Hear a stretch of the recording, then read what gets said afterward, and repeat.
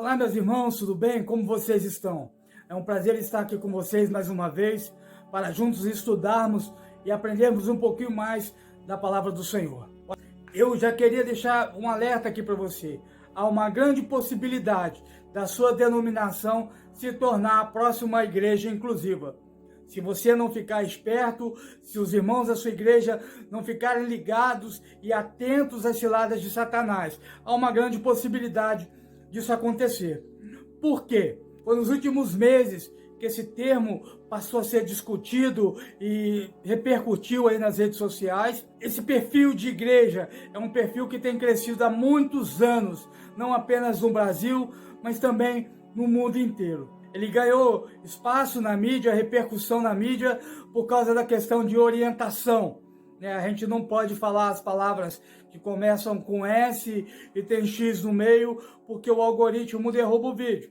Então, eu espero que você compreenda quando a gente fala de orientação, de que tipo de orientação que a gente está falando. Mas, antes desse assunto se tornar tão difundido e tão discutido pelos meios de comunicação, há alguns anos que existem alguns perfis e tipos diversos de igrejas chamadas inclusivas. Como assim? Apesar de elas não terem esse título, a linha de pensamento é a mesma. São igrejas que criaram aí o conceito de hipergraça. A gente tem um vídeo falando sobre isso, vou deixar o card aqui em cima para você assistir depois. Depois que você terminar de ver esse vídeo, corre lá e veja esse vídeo em que a gente fala sobre esse assunto. Igrejas que entendem que a graça de Deus é uma espécie de passaporte, de carta branca para você fazer o que você quiser da sua vida. Então, eles criaram essas ideias onde a pessoa se converte, entre aspas, e continua vivendo a mesma vida que sempre viveu, e na cabeça deles isso está certo, não tem nada demais, não vai dar em nada. Então, para a gente criar aqui uma linha de raciocínio, eu quero que você entenda o seguinte princípio: não existe igreja inclusiva. Que isso fique claro. Esse termo, ele é um antagonismo por si só. Não existe isso. Por quê? Porque em se tratando de igreja, igreja trata das coisas do reino de Deus. E a igreja não tem poder de incluir e nem excluir ninguém do reino de Deus. Você pode excluir do hall de membros, você pode incluir no hall de membros, mas do reino de Deus ainda continua a critério do Espírito Santo, que sonda os corações. Não é o conjunto de regras que vai definir se uma pessoa é salva ou não. Quem define isso ainda é o Espírito Santo, que vai sondar o interior da pessoa e saber o porquê que ela faz o que faz, deixa de fazer o que faz, se ela realmente se arrependeu, se ela realmente se converteu. Então dizer, nós somos uma igreja inclusiva, é uma mentira sem tamanho. Porque não é papel da igreja incluir ninguém. Quando a gente fala de igreja inclusiva, a gente entende o seguinte: um grupo de pessoas que ainda não teve a vida transformada, que não foi pastoreado, que não foi discipulado, que não foi regenerado, e esse grupo se dispõe a pastorear e discipular outras pessoas que estão vivendo o mesmo tipo de vida que elas estão vivendo. E aí eu tenho que lembrar de Jesus. E é legal que as pessoas que defendem esse tipo de raciocínio, eles pensam que Jesus aprovaria esse tipo de coisa. E não é. Quem disse, porventura pode um cego guiar outro cego? Não cairiam ambos no abismo? Foi Jesus que falou isso. Entendeu? É ele quem disse isso. O apóstolo Paulo, quando ele vai definir o perfil de alguém para liderar uma igreja, para liderar outras pessoas, ele diz: homens de boa fama, que dominem bem a palavra, que não tenham do que se envergonhar, que governem bem a sua própria casa. E aí fica uma característica de todas essas denominações que a gente pode considerar como sendo inclusivas, é que elas desqualificam veementemente os ensinos de Paulo. Na cabeça deles, os ensinos de Paulo não valem como doutrina. A gente tem outro vídeo aqui no canal explicando sobre isso. Então o que acontece? No momento que eles desqualificam os ensinos de Paulo e eles não prestam atenção no que Jesus ensina nos evangelhos, na cabeça deles está tudo liberado, pode fazer o que quiser, que não dá em nada. Você está entendendo? Então eu diria para você, sem medo de ser feliz, não pode ser chamado de igreja nem de inclusivo, porque no final das contas, eles não estão direcionando as pessoas para o reino de Deus como se deveria. Porque o reino de Deus é um caminho de renúncia, é um caminho de cruz, é um caminho onde as pessoas negam a si mesmo, é um caminho onde as pessoas amam a Deus acima de todas as coisas, acima de si próprios, onde as pessoas evitam fazer coisas que desagradam ao Senhor, que entristecem ao Senhor. Então eles tentam viver uma vida de santidade. O que é uma vida de santidade? É uma vida que não ofende a presença do Espírito Santo. Então, dizer que seria uma igreja só porque as pessoas se reúnem debaixo do mesmo teto e ficam repetindo o nome de Jesus, qualquer coisa pode ser igreja, entendeu? E dizer é inclusivo é uma propaganda enganosa, porque não está incluindo ninguém em lugar nenhum. É apenas um lugar onde a pessoa vai ali, se sente bem e fica ali um tempo, mas o Espírito Santo não está agindo. Por quê? Porque eles amordaçaram o Espírito Santo, porque o Espírito Santo convence o homem do pecado. Então, para poder a pessoa viver em pecado, você tem que apagar a luz. Não dá para viver na luz e viver em pecado. Não dá para viver em pecado ouvindo o Espírito Santo falar. Então você precisa apagar a luz da palavra, escurecer o ambiente sem a palavra de Deus, amordaçar o Espírito Santo, para poder continuar vivendo a vida que quiser viver. É o que Jesus fala. Vocês preferem as trevas para que os vossos pecados não sejam descobertos. Qual seria, então, o oposto dessa igreja inclusiva? É simples e eu falo para você. Seria uma igreja acolhedora, que também é totalmente diferente de denominações que estão por aí, onde as pessoas são, na verdade, radicais religiosos. Pessoas que ficam ali arrotando uma santidade que eles não têm. É totalmente o oposto. De um lado, as pessoas ficam pregando uma vida de pecado.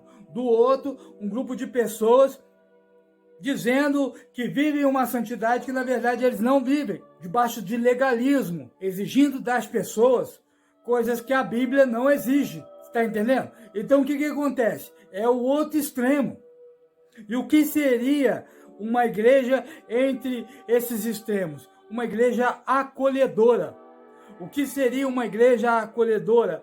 Uma igreja onde pessoas que já foram curadas por Deus, que já foram discipuladas, pastoreadas, orientadas, preparadas para o ministério, se dispõem a receber e acolher pessoas que ainda não tiveram um novo nascimento, que ainda não foram regeneradas pela ação do Espírito Santo, que sim, estão vivendo debaixo de pecado, vivendo a prisão do pecado, mas eles entendem que é a função dos cristãos, esses cristãos, eles entendem que a função deles é acolher essas pessoas, tratar bem, respeitar, não discriminar.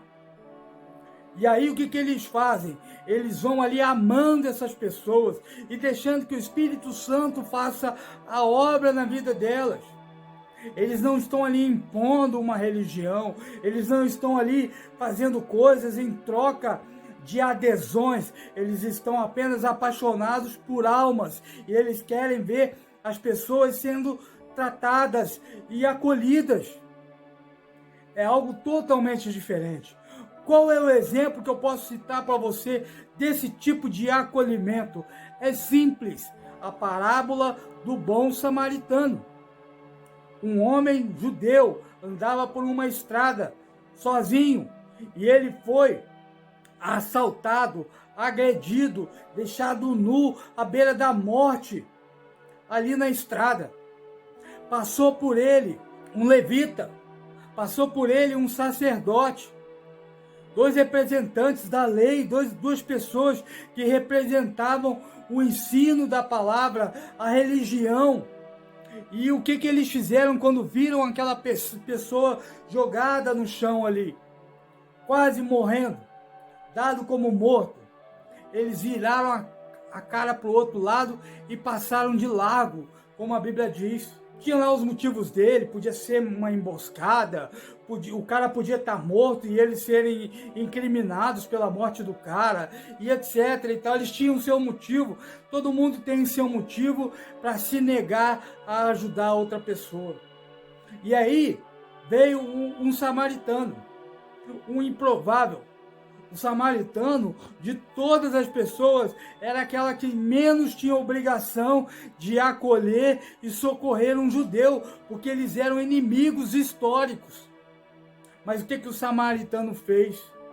Ele cuidou daquela pessoa, ele levou aquela pessoa para o médico, lá para o hospital, ele assumiu os custos financeiros do tratamento daquela pessoa, assumiu a responsabilidade se o custo excedesse o valor que ele tinha pago. Ele disse, se o valor exceder, quando eu voltar, eu venho aqui e pago a diferença. Isso se chama acolher, assumir a responsabilidade por quem está morrendo. Houve uma época em que igrejas se levantaram com essa visão. Antes da palavra trans se tornar moda, na época em que eram vítimas de preconceito feroz da sociedade, em que as pessoas tratavam como doença, essas igrejas acolhiam essas pessoas nas suas reuniões e abraçavam e amavam e discipulavam. E quantas histórias de conversão, de transformação nós temos, de pessoas que estavam nas garras do diabo e que foram acolhidas e restauradas pelo amor, pela palavra de Deus. Pessoas enfiadas no mundo das drogas, da prostituição, da luxúria, da perversão, e que foram recuperadas pelo poder do Evangelho. Por quê? Porque alguém abriu os braços, abriu as portas e acolheu essas pessoas sem exigir nada em troca. Esse é o propósito da igreja. A igreja não tem que ser uma igreja inclusiva, onde tudo é permitido, vale tudo para encher a igreja de membros. Eu vou dizer para você algo que eu já disse num vídeo anterior aqui. Toda vez que alguém distorce a palavra para se tornar simpático a algum movimento, essa pessoa não está preocupada com a alma de ninguém. Essa pessoa está apenas preocupada com o número de membros, está preocupada com a arrecadação, está preocupada em alcançar mais um nicho de mercado, uma fatia do mercado que ainda não foi explorada. Porque é isso que eles observam quando veem empresas grandes como a Disney, a Marvel, a Volkswagen, o Boticário, se rendendo a esse perfil de mercado, a esse nicho de mercado, e eles veem ali uma possibilidade de aumentarem as suas vendas. É o que essas igrejas veem, a possibilidade de sair, de ter um diferencial de mercado, de conseguir alcançar um grupo de pessoas e encher um templo. Já que dos meios convencionais não está sendo possível, não tem palavra para isso, não tem oração para isso, suficiente de tocar o coração das pessoas, então vamos apelar para a modinha. Vamos distorcer aqui a palavra, vamos criar aqui uma maquiagem, fazer um evangelho mais simpático e alcançar aí, dar espaço para a gente inserir essas pessoas aqui no nosso meio. E assim, encher o templo, aumentar a arrecadação e etc e tal. Porque é isso que essas pessoas querem. Fama, dinheiro, arrecadação, curtida, like, compartilhamento, engajamento. Eles não estão preocupados com o reino de Deus. Então fica aqui um recado para você, que se você conseguiu assistir esse vídeo até agora, você é alguém diferenciado, Deus tem um propósito na sua vida. Então fuja dessas ciladas do diabo, fuja. Qualquer pessoa que te ofereça um evangelho sem cruz, foge dela, foge. Que o Senhor continue falando ao seu coração, em nome de Jesus. Não esqueça de deixar o seu like, não esqueça de comentar aí, de deixar o seu comentário e de se inscrever no canal. Amém? Que o Senhor continue falando ao seu coração. Amém? Deus te abençoe.